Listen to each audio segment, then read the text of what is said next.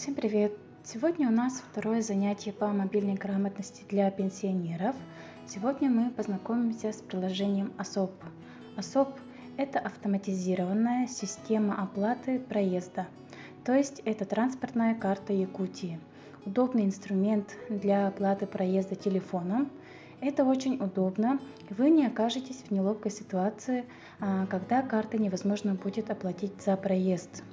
Как на первом занятии в Play Market или в App Store в строке запроса пишем слово ОСОП и самостоятельно устанавливаем и открываем приложение.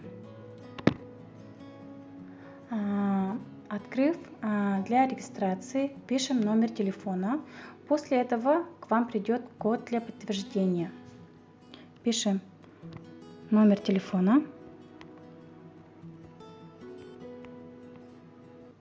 Нажимаем «Далее». Пишем код. Так как я уже пользуюсь данным приложением, у меня банковская карта уже привязана. Как мы видим, баланс моей карты составляет 15 рублей. Для привязки банковской карты вам нужно будет просто написать данные вашей карты, и все сработает. Все правильно написав, мы пишем нужную сумму для пополнения баланса. Для этого нажимаем «Пополнить карту». Минимальная сумма составляет 50 рублей, а стоимость одной поездки на пассажирском маршрутном автобусе по карте составляет 23 рубля. После этого нажимаете «Пополнить».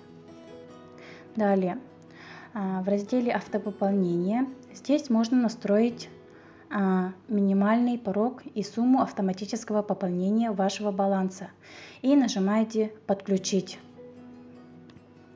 Далее посмотрим раздел «История поездок». Нажимаем. Здесь можно получать выписки по совершенным поездкам и пополнениям. В правом верхнем углу, там где знак плюсик, нажимаю.